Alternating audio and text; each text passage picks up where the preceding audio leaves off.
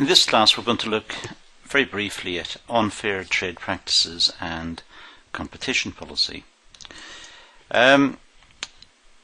Competition is an age-old phenomenon. It's been around since we lived in caves. We've always been competitive, and it's through competition that the strongest survive. In this sense, it's very similar to Darwinianism. It's survival of the fittest. And through competition we get good practices that come into the next generation, which we add upon, and so on. So competition is a very old phenomenon, and it leads us to become stronger over time, more competitive, better products, more efficient. So we believe that competition is the essence of good practice. That's the market perspective of competition. Now, competition has become a global phenomenon. Many countries who were previously not taken with the idea of competition have become competitive, and they are now joining into the arena of competition and competing with us in world markets. So the world has become more competitive probably over the last 20 years, more than in any other decade or in any other period in probably in modern history, to be honest. So the benefits of competition, well, companies benefit through efficiency. It forces companies to be efficient. There are cost-saving operations and better utilization of resources. So competition drives companies to be efficient. If they're not efficient, their prices will rise, consumers will turn against them, other companies will enter the market, will outcompete them, and the companies will vanish. So in order to survive, they must be competitive. As I said earlier, it's very similar to Charles Darwin, survival of the fittest. The consumer also benefits because the consumer gets a wide range of goods, and all the goods are at competitive prices. So the consumer benefits by getting the lowest possible price for a wide variety of goods. And of course the government benefits because it gets increased revenue in the form of taxation, taxation on the company and also on the workers who pay tax. So the government benefits. However, and there's always a however, all of these benefits are lost if competition is unfair or if it doesn't exist. So there must be some sort of regulatory framework within which businesses operate to ensure that the businesses are fair and that the benefits of this type of competitive behavior is spread out to the consumer, and it enables the companies to survive, provide employment, provide benefits to the consumer, and can compete in the global market. So there have to be some sort of rules and regulations, and for that reason we have developed competition law. The law has come into force in different countries at different times and is slightly modified according to local conditions, but essentially it's based on this idea of contract, the law of contract, which is covered in a separate module, and the law of torts. Torts are like contracts, except they're civil wrongs, except they are not contractual.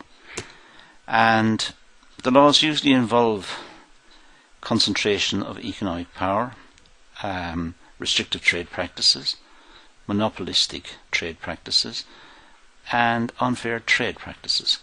So the laws usually try to correct the tendencies in the market to become, if you like, corrupt from the ideals which we expect from the market. So if we get concentration of economic power, we may have a monopoly, and the monopoly may put the price up for a product that we need. That's not fair. and perhaps that monopoly has come about by killing off its competitors through unfair practices. So there are a range of reasons as to why competition law comes into existence, but most countries now have competition law. Let's look at unfair trade practices and how unfair trade practices affects competition. Well, for a start, it could be that warranties are not based on lab tests. So, for example, it may be the case that the company says our warranties will be for so long, but it's not been tested. And perhaps it's guaranteeing the consumer as to the safety of the product when it hasn't actually been tested properly either. So in fact the product could be unsafe, or it doesn't do what they're saying it will do. All of this is a problem. The after sales guarantees may not be honoured. That's a problem. And again, it must be, the onus falls on the government to intervene here to ensure that the consumer is indemnified and compensated for anything that has gone wrong, which is not the consumer's fault. The consumer bought the product in good faith and finds it doesn't work, or it's dangerous, or it's wrong. So after sales guarantees may not be honoured by the company, and these have to be corrected. There may be competitions that are used to promote the product, and perhaps the competitions are fake. Perhaps the prize money is fake, or the actual whole competition itself is fake. And again, people bought it because they thought they were entering a competition in fairness, and that didn't happen. There may be some element of disparagement of competing products. In other words, the company tells the consumers that its competitors have a bad product, or it's a dangerous product, or it's unreliable, or it's poor quality, and this is lies. It's concocted to disparage the competition and to make sales, and that's not fair. It may say things in advertisements which are not right, and that also has to be corrected. It may mislead a consumer into purchasing the product when in fact the product is not suitable. The proverbial 60% off. It might say buy now and get 60% off, but it's never been higher than the existing price. Or it might be higher or on sale somewhere for a limited period of time as a way of trying to support this claim.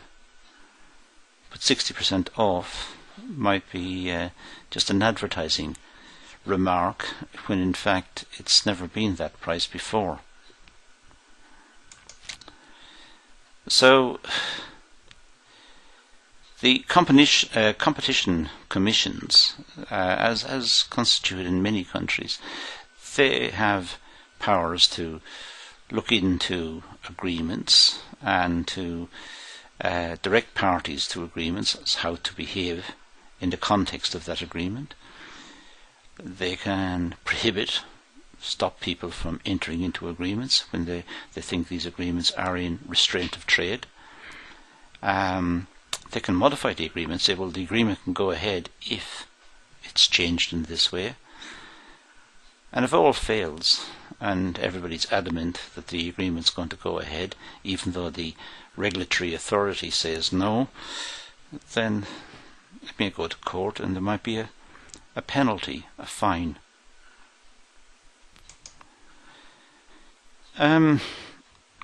Many places, many countries, and many jurisdictions say that the law really revolves on this idea that the enterprise should not abuse its dominant position. And we can identify from, again, what many countries do here, we can identify 5 broad categories here. One is imposing discriminatory conditions in purchase or sale of goods. It'll sell under certain conditions and it won't sell under others. Again, that may be against the public interest. It may sell in a way that targets a competitor and beats the competitor out of the market, but only does it for a limited number of time periods, and after which it puts the price up. So it becomes very competitive for a period of time until it kills off the competition, then it puts the price up and the consumer has to pay more for the product.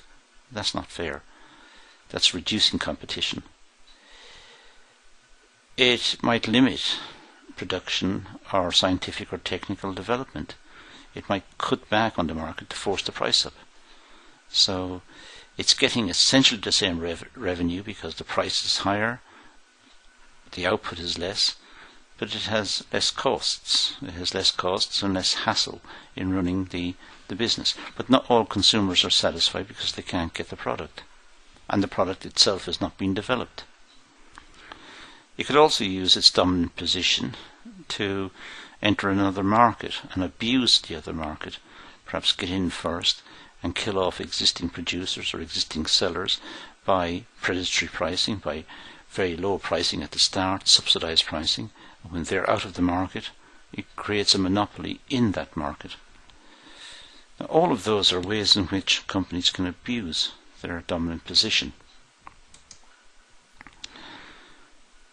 The power of the Competition Commission, well, it could fine the company if it's proven to be abusing its position, or it could issue a writ to tell it to stop behaving in this manner, or I suppose finally it could actually close the company down. It could close that aspect or that part or that branch of the company down if the company still was adamant in its behaviour and continued to do what it was doing before, which was an abuse of its position, an abuse of its power over the consumer.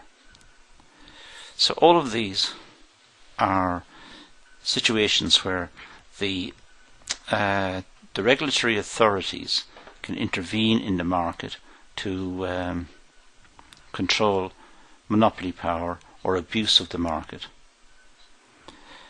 This is an issue that will crop up again later in other modules, specifically in the law modules. Thank you for watching.